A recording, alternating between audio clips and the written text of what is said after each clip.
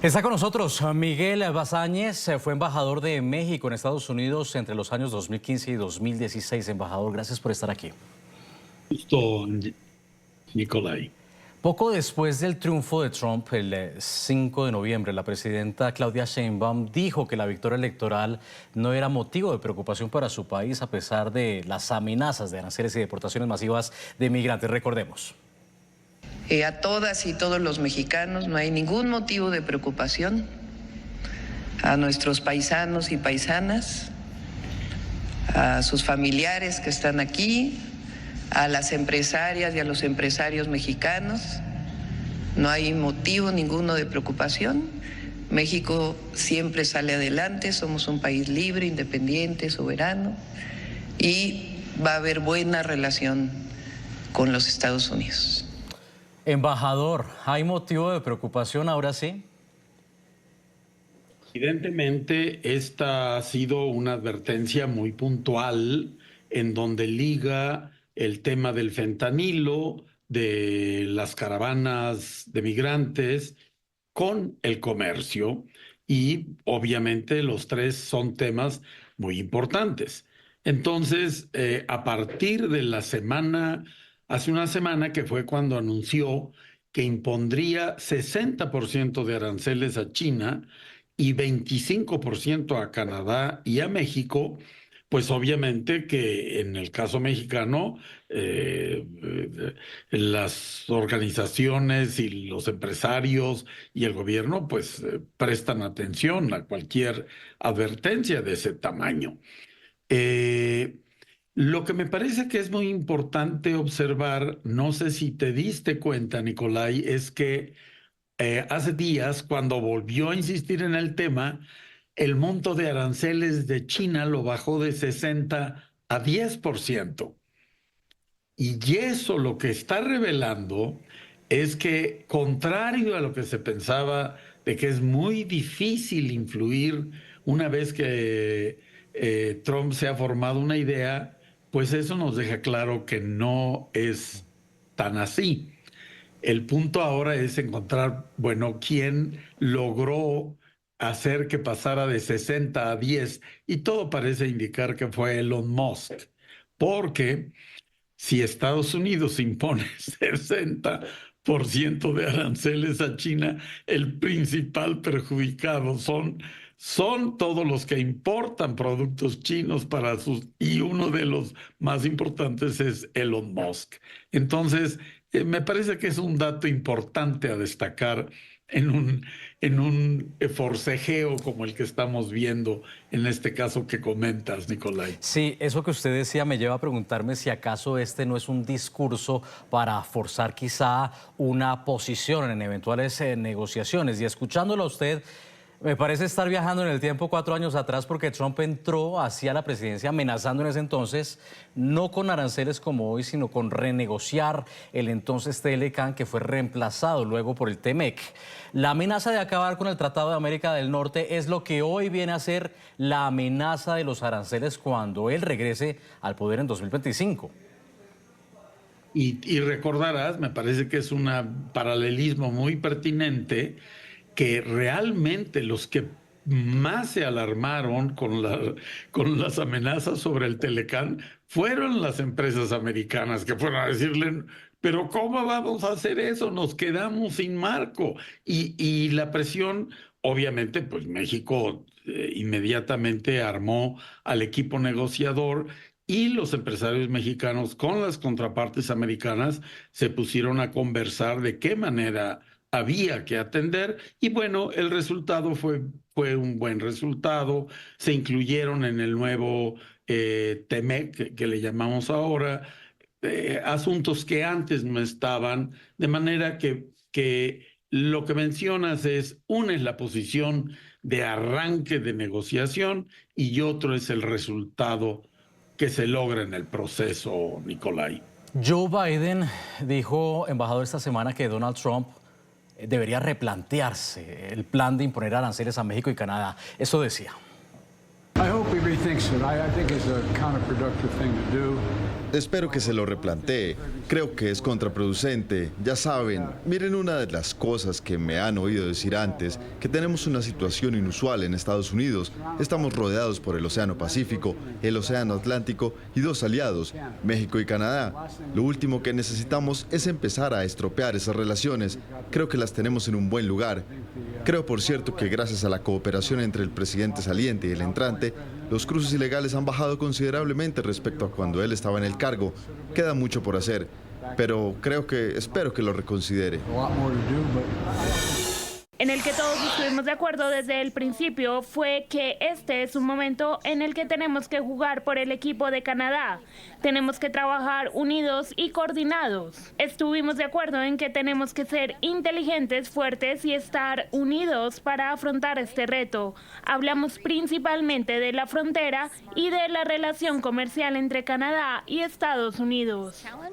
Embajador, vuelvo con usted. ¿Cómo puede afectar las relaciones de América del Norte estas amenazas? Porque la presidenta Claudia Sheinbaum salió a decir que no iba a haber una guerra arancelaria, pero hemos visto ya un pronunciamiento de Canadá. Escuchábamos a la ministra de Finanzas, Chrystia Freeland, y podrían estar contemplando imponer aranceles en respuesta. Entonces, si Estados Unidos impone aranceles, si Canadá impone aranceles y eventualmente por la presión México llega a imponer aranceles también, ¿en qué lugar vamos a estar?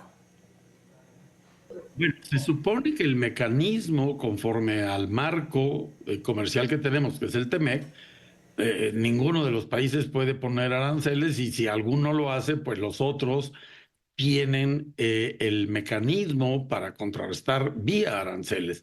Pero la historia económica del mundo y de los países ha mostrado que las guerras arancelarias no son el mejor camino.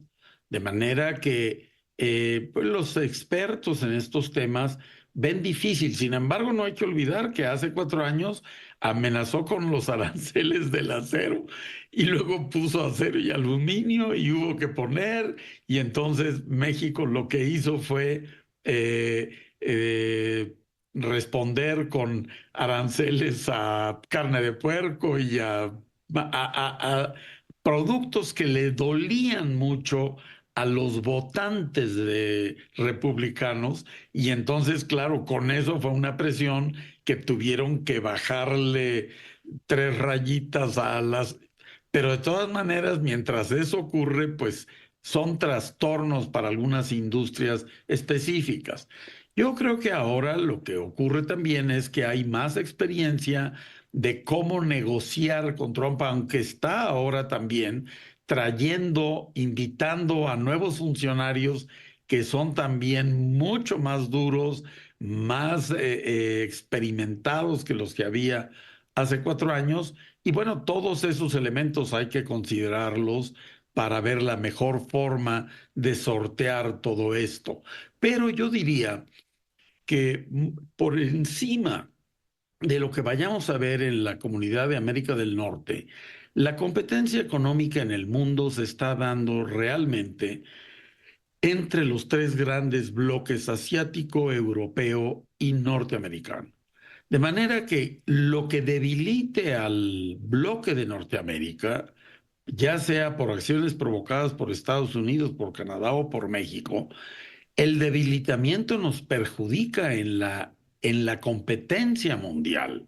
Y entonces, si Norteamérica se debilita, yo diría que el mejor beneficiado es China, que es obviamente quien lidera el bloque asiático, y en el caso europeo, los países están mucho más igualitarios, Alemania, Francia, Inglaterra, pero en el caso asiático definitivamente China se beneficia, y sería lo último que Trump quiere, ver de qué manera beneficia a China, de manera que imponer aranceles a Canadá o a México y debilitar nuestra competencia mundial como bloque norteamericano, pues va en contra de lo que siempre ha estado diciendo Trump. Sí. De manera que hay que ver cómo estas cosas evolucionan Nicolai. Claro, es que le escuchaba yo a alguien decir que era como pegarse un balazo en el pie. Ahora, el secretario de Economía de México,